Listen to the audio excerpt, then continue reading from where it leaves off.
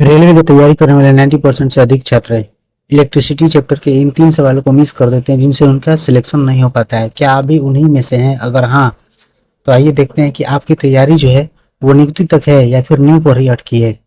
अगर ऐसा है तो मात्र मुझे 15 से 20 मिनट का समय दीजिए और ये जो क्वेश्चन देने जा रहे हैं उस क्वेश्चन से मात्र आप 5 क्वेश्चन का सोल्यूशन करके दिखाए तो मैं जानूं।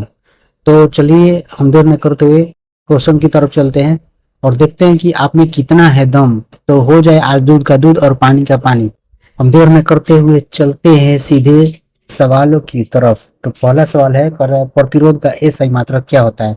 ऑप्शन है एम्पियर, बी है वोल्ट, सी है ओम या डी है कूलम। तो इसका राइट आंसर है ऑप्शन नंबर सी, ओम। देखिए, विद्युत प्रतिरोध का एसआई मात्रक ओम होता है और एम्पियर जो होता है विद्युत धारा का, और वोल्ट जो होता है विभवांतर का, और कूलम जो होता है विद्युत आवेश का चार्ज होता है। हमेशा ध्यान रखेंगे। अगला जो क्वेश्चन है, किसी चालक के तार की लंबाई दोगुनी कर देने पर उसका प्रतिरोध कितना हो जाएगा? ऑप्शन ए है आधा, बी 2 गुना, सी 4 गुना या डी अपरिवर्तित रहेगा। इसका राइट आंसर है ऑप्शन नंबर बी, दोगुना हो जाएगा। देखिए, किसी चालक का प्रतिरोध उसकी लंबाई के सीधे अनुक्रमानुपाती होता है, यानी कि आर अनुक्रमानुपाती होता है एल के। इसलिए यदि लंबाई दुगनी की जाएगी तो प्रतिरोध भी क्या होगा? दुगना होगा। अगला जो क्वेश्चन है वो कह रहा है, विद्युत बल्ब का तंतु किस धातु का बना होता है? ऑप्शन है तांबा, बी लोहा, सी टंगस्टन या डी नाइक्रोम। तो इसका राइट आंसर है ऑप्शन नंबर सी, टंगस्टन। देखिए, विद्युत बल्ब का फिलामेंट टंगस्टन का बना होता है, सभी जानते हैं, क्योंकि इसका गलनांक बहुत ऊंच यानी लगभग 3380 डिग्री के सेल्सियस के आसपास होता है, जिससे यह उच्च तापमान पर भी पिघलता नहीं है। अगला जो क्वेश्चन है वो है, विद्युत हीटर की कुंडली में किस मिश्र धातु का उपयोग किया जाता है? Option A tungsten, B nichrome, C तांबा या डी कांसा। इसका राइट आंसर है ऑप्शन नंबर बी, नाइक्रोम। देखिए, नाइक्रोम जो होता है निकेल और क्रोमियम की मिश्र धातु का बना होता है। का प्रतिरोध और गलनांक दोनों बहुत उच्च होते हैं, यानी कि अधिक होते हैं। जब इसमें से विद्युत धारा प्रवाहित की जाती है तो यह अत्यधिक ऊष्मा उत्पन्न करता है। अगला जो क्वेश्चन है वो करा, विद्युत धारा को मापने के लिए किस उपकरण का उपयोग किया जाता है? ऑप्शन ए है वोल्ट मीटर, बी है एमीटर, सी है गैल्वेनोमीटर या डी पोटेंशियोमीटर। तो इसका राइट आंसर है ऑप्शन नंबर बी, एमीटर। देखिए, परिपथ में बहने वाली विद्युत धारा को एमीटर द्वारा मापा जाता है और इसे हमेशा परिपथ में श्रेणी क्रम में जोड़ा जाता है। वोल्ट मीटर का उपयोग विभवांतर मापने के लिए किया जाता है।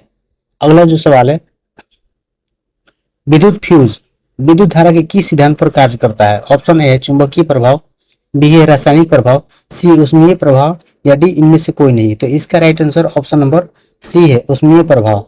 देखिए, विद्युत फ्यूज जो है ना, विद्युत फ्यूज धारा के ऊष्मीय प्रभाव पर काम करता है। जब विद्युत परिपथ में क्षमता से अधिक धारा बहती है तो फ्यूज का तार गर्म होकर पिघल जाता है और सर्किट इसका टूट जाता है, जिससे उपकरण सुरक्षित रहते हैं और फ्यूज तार का जो गलनांक जो होता है ना वो बहुत कम होता है। अगला जो क्वेश्चन है, कह रहा है, यदि 2 ओम, 3 ओम और 6 ओम के 3 प्रतिरोधों को समांतर क्रम में जोड़ा जाए तो समतुल्य प्रतिरोध क्या होगा? तो देखिए, समांतर क्रम में जोड़ने का सूत्र क्या होता है, यानी कि आर 1/r पैरेलल बराबर क्या होता है? 1/r1 plus 1/r2 plus 1/r3।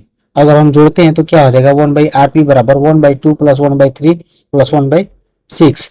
और इसको हम जोड़ते हैं तो 3 प्लस 2 प्लस 1 बटा में 6, इसका एलसीएम 6 हो गया, बराबर तीनों को जोड़ के 6/6 आएगा। और काटते हैं तो क्या आएगा? ऑप्शन ऑप्शन नंबर बी इसका राइट आंसर आएगा, यानी 1 ओम आएगा। अगला जो क्वेश्चन है, करेंगे घरों में दी जाने वाली विद्युत सप्लाई यानी कि एसी की आवृत्ति कितनी होती है? ऑप्शन ए है 60 हर्ट्ज, बी है 50 हर्ट्ज, सी है 220 हर्ट्ज या डी है 100 हर्ट्ज। तो इसका राइट आंसर है ऑप्शन नंबर बी, 50 हर्ट्ज। देखिए, भारत में घरेलू बिजली सप्लाई 220 वोल्ट और 50 हर्ट्ज आवृत्ति की अल्टरनेटिंग करंट होती है। अगला जो क्वेश्चन है, कह रहा है कि 1 यूनिट विद्युत ऊर्जा किसके बराबर होती है? ऑप्शन ए है 3.6 गुणे 10 के पावर 6 या 3.6 गुणे 10 के पावर 5 या 1000 या डी है 360। तो इसका राइट आंसर है ऑप्शन नंबर ए, 3.6 इंटू 10 के पावर 6। देखिए, 1 किलोवाट बराबर 1000 गुणे 3600, यानी कि 36 पर 5 जीरो, इसी को हम घरों में 1 यूनिट बिजली के बराबर कहते हैं। ओम का नियम किनके बीच संबंध बताता है? ऑप्शन ए धारा और आवेश, बी विभवांतर और धारा, सी प्रतिरोध और कार्य, या डी है तापमान और धारा। इसका राइट आंसर है ऑप्शन नंबर बी विभवांतर और धारा।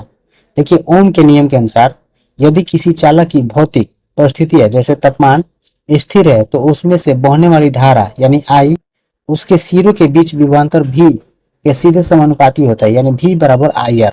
आप सभी जानते हैं।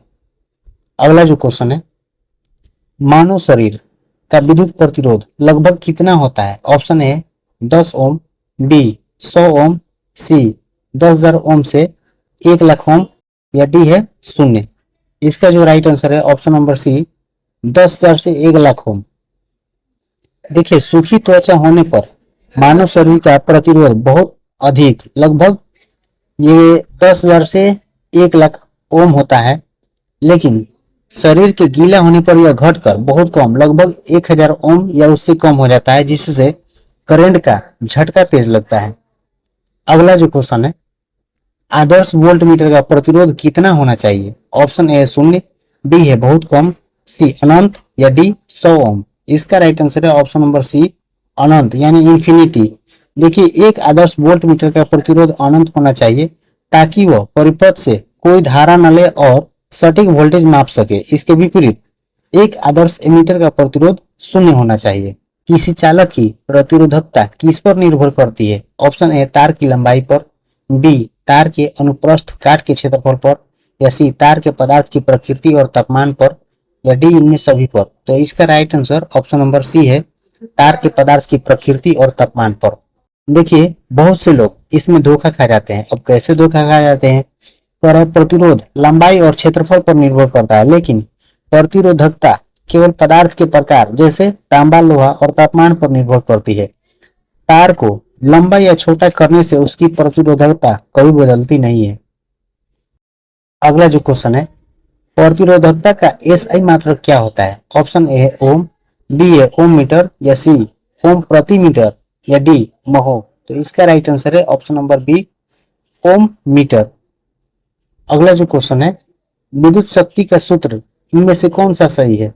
ऑप्शन ए है P बराबर वी आई, बी है P बराबर आई स्क्वायर आर, या सी है P बराबर वी स्क्वायर बटा आर, या अगला है P बराबर आई इंटू आर स्क्वायर। तो इसका राइट आंसर है ऑप्शन नंबर डी P बराबर आई इंटू आर स्क्वायर। यानी विद्युत शक्ति के 3 सही सूत्र होते हैं। पहला P बराबर वी आई, दूसरा होता है P बराबर आई स्क्वायर इंटू आर, और तीसरा P बराबर वी स्क्वायर बटा आर। जिसमें से विकल्प डी गलत है। ये जो डी विकल्प है ये गलत है और परीक्षा में ये भ्रमित करने के लिए बार बार पूछा जाता है। अगला जो क्वेश्चन है, पर एक कमर्शियल रूप से उपयोग होने वाले विद्युत ऊर्जा का मात्रक क्या होता है? ऑप्शन ए है watt, B joule, C kilowatt घंटा, या डी वोल्ट एम्पियर। इसका right answer option number C है किलोवाट घंटा। देखिए घरों या फैक्ट्रियों में जो बिजली का बिल आता है वह किलोवाट घंटा में मापा जाता है, जिसे सामान्य भाषा में यूनिट कहते हैं। यानी वाट और किलोवाट शक्ति के मात्रक हैं, ऊर्जा के नहीं। अगला जो क्वेश्चन है, यदि किसी चालक तार को खींचकर उसकी लंबाई को दोगुने कर दिया जाए तो उसका नया प्रतिरोध पुराने प्रतिरोध का कितना गुना हो जाएगा? ऑप्शन है 2 गुना, बी 4 गुना, सी आधा, या डी अपरिवर्तित। तो इसका राइट आंसर है ऑप्शन नंबर बी 4 गुना। देखिए जब तार को खींचकर लंबा किया जाता है ना, तो उसकी लंबाई बढ़ने के साथ साथ वो पतला भी हो जाता है, यानी क्षेत्रफल जो होता है उसका वो घटता है। और ऐसे मामलों में नया प्रतिरोध यानी एन स्क्वायर गुना हो जाता है, जहां 2 स्क्वायर बराबर 4 गुना होता है। अगला जो क्वेश्चन है, सेमीकंडक्टर जैसे अर्धचालक जो होते हैं ना, जैसे सिलिकॉन, जर्मेनियम का तापमान बढ़ाने पर उसके प्रतिरोध पर क्या असर पड़ता है? ऑप्शन ए प्रतिरोध घटता है, बी प्रतिरोध बढ़ता है, या सी अपरिवर्तित रहता है, या डी है पहले बढ़ता है और फिर घटता है। इसका राइट आंसर है ऑप्शन नंबर बी प्रतिरोध घटता है। देखिए साधारण वस्तुएं जैसे तांबा का तापमान बढ़ाने पर प्रतिरोध बढ़ता है, लेकिन अर्धचालकों यानी सेमीकंडक्टर्स का तापमान बढ़ाने पर उनका प्रतिरोध जो है वो घटता है और उनकी जो चालकता है वो बढ़ती है। अगला जो क्वेश्चन है, अमीटर को परिपथ में हमेशा श्रेणी क्रम में क्यों जोड़ा जाता है? ऑप्शन ए, इसका प्रतिरोध बहुत उच्च होता है, बी, इसका प्रतिरोध बहुत कम होता है, या सी, यह वोल्टेज मापता है, या सी, सुरक्षा के लिए। इसका right answer option number B है, इसका प्रतिरोध जो होता है ना बहुत कम होता है। देखिए अमीटर का काम धारा मापना है, इसका प्रतिरोध बहुत कम यानी लगभग बात करें ना तो शून्य के बराबर होता है, ताकि यह परिपथ में मुख्य धारा को प्रभावित किए बिना आसानी से पूरी करंट को अपने अंदर से गुजरने दे। अगला जो क्वेश्चन है, बिजली के उपकरणों जैसे फ्रिज, वॉशिंग मशीन के बाहरी धात्विक ढांचे को अर्थिंग से क्यों जोड़ा जाता है? ऑप्शन है बिजली का बिल कम करने के लिए, बी, वोल्टेज को नियंत्रित करने के लिए, या सी, यूजर को बिजली के झटके से बचाने के लिए, या डी, उपकरण की हीटिंग कम करने के लिए।